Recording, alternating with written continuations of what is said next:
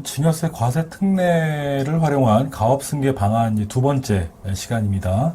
지난번 시간에 가업승계를 하는 데 있어서 이제 재원을 마련해야 되는 필요성과 그건 이제 소극적인 방법이고요. 보다 적극적인 방법에서 조세 비용을 줄이기 위해서 그 과표 자체를 줄이려는 노력을 해야 된다. 네네. 이제 주가를 합법적인 테두리에서 인위적으로 좀 낮추려는 노력을 해야 된다라고 말씀을 드렸습니다. 근데 이제 그게 여러 가지 조세 환경과 맞물려서 정전같이 녹록하지가 않다. 그래서 현실적으로 기업이 선택할 수 있는 가성비 높은 주식 승계 플랜이 뭐가 있을까? 예, 그래서 제가 이제 이번에 소개해드릴 게 이제 증여세 과세 특례 제도라는 겁니다. 물론 네. 이건 다 들어서 알고 계실 건데요. 네. 이 특례 제도에 대해서 정확하게 아시는 오너분들이 많지는 않으신 것 같아요. 가업성석 공제하면 무조건 세금 없더라. 그러니까 없더라가 프레이밍이 돼버리니까 이 증여세 과세 특례의 숨은 이 어떤 장점들이 다 드러나지가 않아요. 사실 이게 제가 늘 말씀드리지만 세상에 세 가지가 없다. 첫 번째가 이제 공짜 없다, 비밀 없다, 정답 없다라는 거잖아요. 그 가업성석 공제가 공짜가 절대 아닙니다. 꼼꼼히 내용을 보면 공짜가 아니라는 게 곳곳에 조문에 다 드러나 있어요. 어떻게 보면 상대적으로 이거 공짜 아니야라는 게 증여세 과세 특례예요. 그래서 내가 죽어서 가업승계를 하는 게 여러 가지 한도나 명목상으로는 굉장히 메리트 있어 보이지만 세부적으로 들어가 보면 아 이게 다 걸림돌이 있다. 반면에 증여세 과세 특례는 가업상속 공제의 혜택의 5분의 1에 불과하지만 이 5분의 1에 해당하는 정도의 자산 규모인 기업이라면 가업 상속보다는 증여세 과세 특례가 훨씬 더 유리하다. 라는 점을 오늘 좀 설명드리기 위해서 네. 기업의 케이스를 좀 말씀드리고 싶습니다. 지금 한 기업을 지금 분석하신 것 같아요. 그렇죠. 예, 이 기업 같은 경우 일단 실질적으로 요건이 되는지를 보고 한번 요건에 대한 말씀을 드릴게요. 네. 대표 나이가 66세입니다. 수중자의 부모가 증여자가 돼야 되는 거니까요. 해당이 되죠. 그리고 증여자를 포함해서 최대 주주 지분율이 50%가 넘는데 중소기업 대부분이 50%가 넘습니다. 네. 이건 특별히 뭐 가업승계를 고민해야 되는 일단 중소기업에서는 이 요건 때문에 고민할 필요는 다만 이제 이게 차명주식인 경우 차명주식이라는 걸 입증해야 이게 50%가 되잖아요. 근데 입증을 못 받으면 50%가 안 되기 때문에 이 제도를 활용하고 싶어도 활용할 수 없는 상황이 될 수도 있겠죠. 그런 경우는 어떻게 해야 되겠습니까? 실명 전환을 먼저 해야 되겠죠. 네네. 이제 실명 전환이 쉽게 되면 다행이지만 실명 전환할 때 여러 가지 또 난제들이 있습니다. 예, 그래서 이제 차명 문제가 기업 경영, 지속 가능 경영에 걸림돌이 될 때가 바로 이럴 때예요. 자, 세 번째는 뜨문뜨문 뭐 주식을 20% 보유했다, 50% 보유했다 하면 안 되고요. 이걸 10년 이상 계속해서 지분을 보유해야 됩니다. 50%를 유지해야 된다는 거죠. 계속해서 보유해야 된다는 점에 좀 주목할 필요가 있습니다. 샀다 팔았다 해서 최대 주주가 아니었다가 최대 주주였다. 이러면 안 된다는 거예요. 그리고 이제 가업의 영위 기간은 증여자가 10년 이상 계속 경영을 해야 된다. 꼭 대표이사가 될 필요는 없습니다. 그래서 이 기업은 또 이제 14.6년이라 해당이 되죠. 업종은 이제 도소매.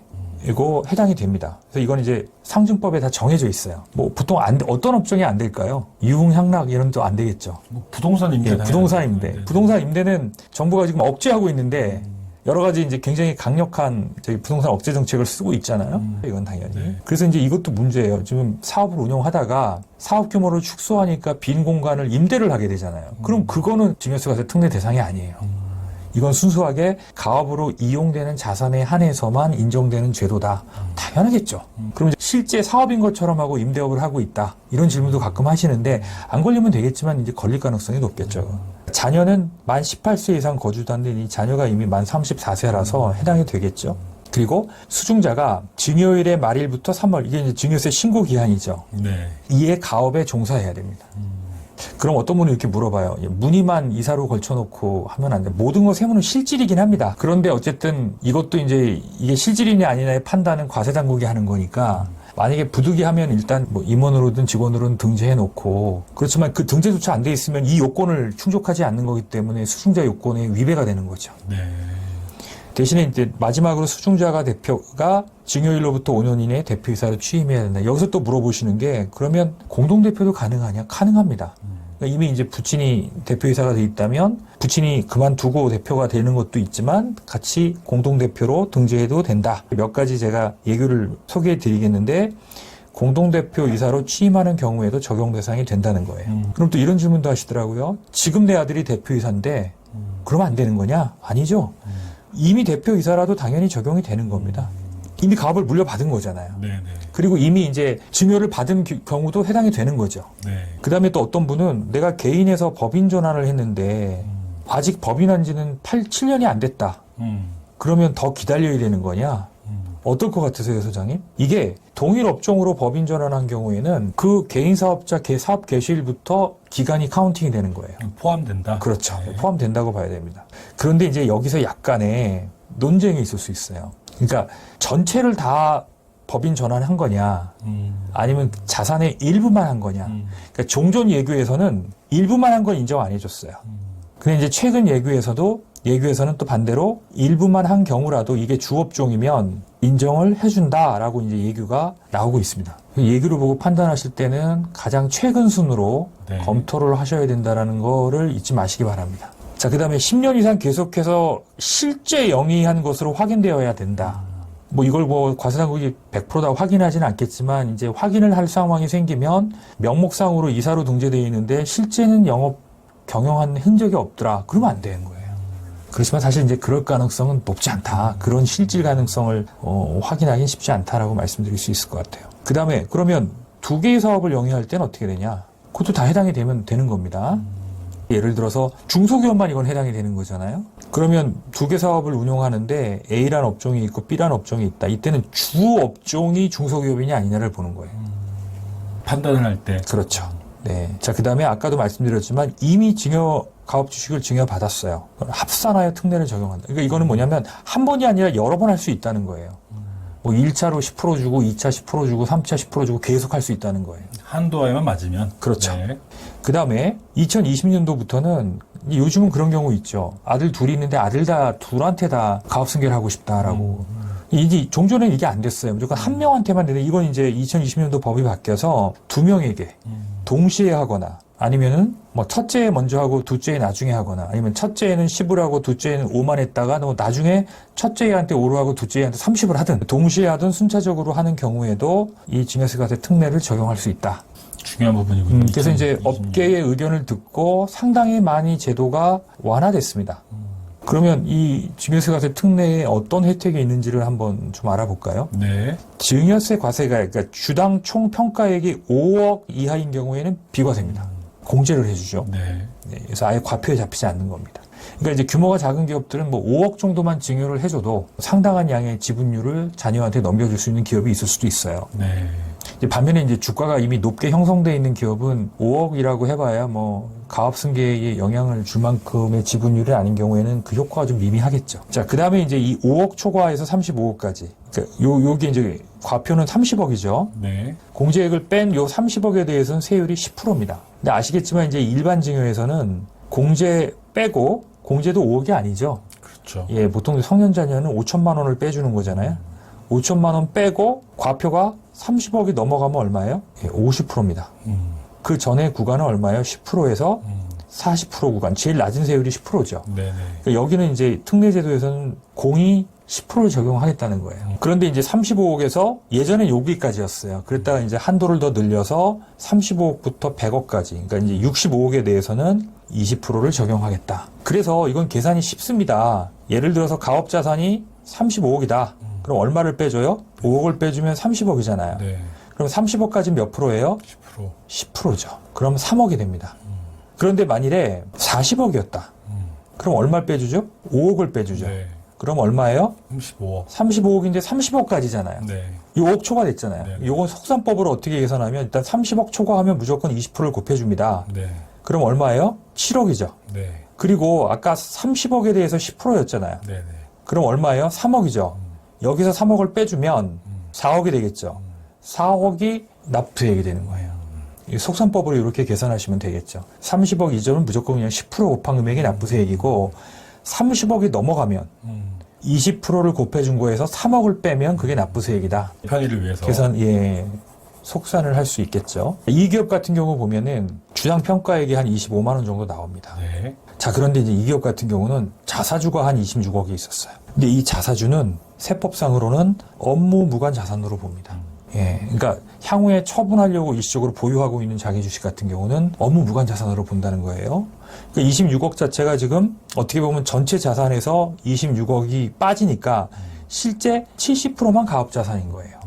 그런데 여기 이제 업무 무관 자산 내용에 만약에 이게 자사주가 아니라 비사업용 토지인 경우 또 해당이 되겠죠. 한번 제가 읽어볼게요. 네. 업무 무관 자산에 대해서는 이해하실 필요가 있으니까 1. 비사업용 토지 2. 업무 무관 부동산을 포함한 타인에게 임대하고 있는 부동산 세 번째, 대여금, 가지금 포함 4. 법인의 업무에 직접 사용하지 아니하는 부동산 자동차 그러니까 비업무용 5. 과다 보유 현금 직전 5개년 평균 보유액의 120%를 초과하는 현금 6. 법인의 영업활동과 직접 관련 없는 주식 및 채권 7. 자기주식 여기 나와 있네요. 8. 의결권 없는 우선주. 네. 그래서 여기서 좀 유념하셔야 될 거는 당연하겠죠. 이 가업이라는 거는 업무와 관련이 없는 자산은 그런 혜택을 줄 이유가 없잖아요. 맞습니다.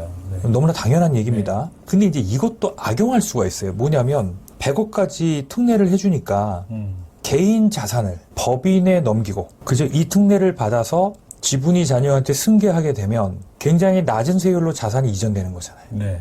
가령 예를 들어서 현금을 법인에 출자를 하고 네. 그거를 증여세과세 특례를 통해서 이전하게 되면 보통 내가 그냥 30억을 주려면은 40% 가까운 세금을 내야 되는데 이렇게 되면 이제 어떻게 되겠습니까? 10%만 세금 내면 그냥 현금이 넘어가는 거잖아요.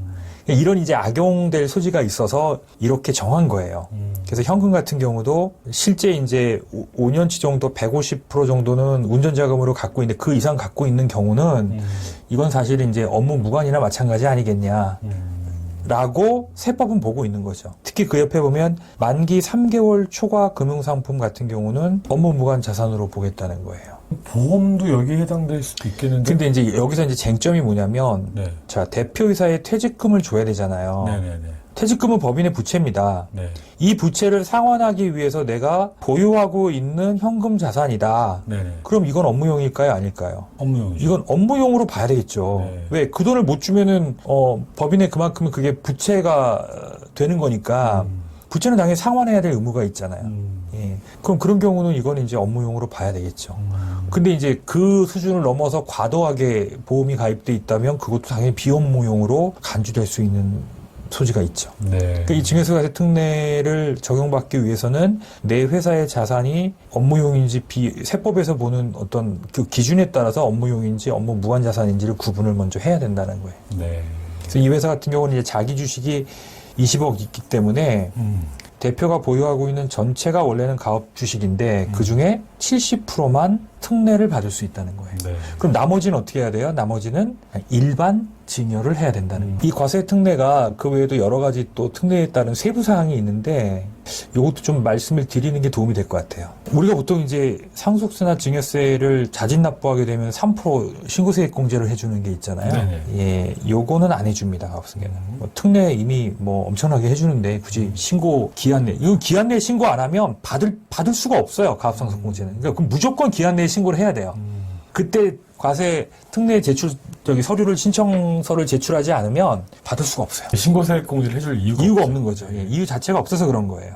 그 다음에 특례를 하더라도 증여세 연부연납 가능합니다. 30억 넘는 거 10%, 30억 초과는 20% 나온다고 그랬잖아요. 네. 그 세금도 상황에 따라서 연부연납 신청할 수 있다. 분할해서 낼 수 있다. 이렇게 보시면 돼요. 자, 그 다음에 세 번째는 그럼 내가 증여세과세 특례를 적용받고 있다가 나중에 이걸 가업상속 공제를 받고 싶어요. 그럼 가능하냐? 가능합니다. 종전에는 이게 안 됐어요. 예, 근데 법이 바뀌어서 가능하다. 다만 가업상속 공제받을 때 피상속인의 재직요건이라는 게 대표이사 재직요건도 하나 충족해야 될 게 있거든요. 네. 근데 그건 고려하지 않겠다 이거예요. 그러니까 이제 이 부분에 있어서 조금 가업상속 공제가 좀 불안한 기업은 이렇게 증여세과세 특례를 이용하면 이건 아예 보질 않으니까 유리할 수 있겠죠. 그러면 증여세과세 특례 적용을 받은 사업주가 가압상속 공제를 또 받게 될 경우 이제 사후 관리 기간이 총 14년이 되는 거예요. 네.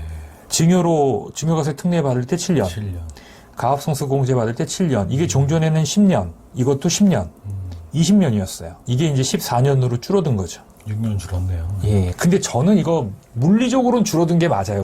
그렇지만 지금 기업 환경이라는 게 옛날에 20년이 지금 10년하고 맞먹을 수도 있어서 그런 상대성으로 보면 이게 뭐 꽃이 줄어들었다고 보기는 어려울 수도 있을 것 같아요. 네. 예. 증여세과세 특례 적용을 받은 경우에는 증여기한 관계없이 모든 상속세 과세가에게 가산을 한다는 점을 좀 유의하실 필요가 있어요. 그러면 이제 이 내용만 보고 그럼 이거 의미 없지 않냐? 어차피 조삼모사 아니냐? 지금 증여세 면제받은 건 나중에 상속세에서 내는 거 아니냐? 이 내용만 보면 그렇게 이해할 수 있어요. 그렇지만 계속 기업 가치가 늘어나는 기업이라면 이런 효과가 있는 거죠. 어차피 상속세를 면제해 주는 건 아니야. 그렇지만 10년 후의 주식 가치가 아니라 이 상속세 자산에 가산되는 가액을 지금의 주가로 인정해 주겠다는 거죠. 이 10만 원짜리가 상속돼 100만 원이 됐어요. 그럼 나중에 이 100만 원으로 계산한 재산 가액이 상속세 대상이잖아요. 그런데 네가 이 특례로 사전증여한 게 있다면 그 주식에 대해서는 100만 원이 아니라 얼마? 10만 원으로 인정해 주겠다는 거죠. 그러니까 성장하는 기업은 무조건 유리하고. 네. 근데 반대로 지금 100만 원인데 했어요. 근데 기업이 계속 쇠락해서 나중에 10만 원으로 뚝 떨어졌네요. 이런 경우 이때 세금도 많이 냈을 거 아닙니까? 네네. 오히려 차라리 안 냈더라면 아예 안 낼 수도 있었는데 이런 경우는 돌려주지는 않습니다. 그러니까 그 기업의 미래 성장성이나 이런 것들을 좀 감안해서 이런 제도의 선택 여부를 좀 신중하게 고민하셔야 되겠죠. 네. 그 다음에 5번째, 상속공제 종합한도 계산 시 사전증여재산에서 배제한다라는 말은 좀 어려울 수 있어요. 무슨 얘기냐면 우리가 보통 과표를 도출하기 위해서 공제를 해주잖아요. 네네. 근데 공제라는 게 대부분 이 한도라는 게 있는 경우가 많아요. 무한정 공제해주지 않는다는 거죠. 그런데 이 공제를 해주는 이 한도를 결정하는 데 있어서 사전 증여 재산이 포함이 돼요. 그러니까 사전에 증여를 하면 그만큼 한도가 줄어드는 효과가 있는 거예요. 네. 그래서 실질적으로 사전 증여가 도움될 줄 알고 증여를 했다가 상속 공제 한도가 줄어들어가지고 오히려 더 공제를 많이 받을 수 있는 상속 공제를 못 받는 경우가 왕왕 있습니다. 네. 그래서 상속 직전에 사전 증여할 때는 이 상속으로 가는 게 유리할지 사전 증여가 유리할지에 대한 면밀한 검토가 필요해요. 다만 이 증여세과세 특례는 사전 증여했다 하더라도 공제에는 영향을 미치지 않는다라는 거예요. 네. 일반 사전 증여는 한도에 영향을 미쳐서 한도가 줄어드는데 이거는 한도에 영향을 미치지 않는다. 네. 이 정도 이해하시면 될 겁니다. 오늘은 그 증여세 과세 특례에 대한 세부적인 조건들, 그리고 혜택, 그리고 챙겨야 될 사항들을 좀 말씀해 주셨습니다. 지금 이제 실제 케이스 지금 보고서를 보고 저희가 방송을 진행하고 있는데요. 다음 시간에는 좀 더 구체적인 계산 산식을 통해서 방송을 진행하도록 하겠습니다. 자, 오늘 방송 고맙습니다. 네, 고맙습니다.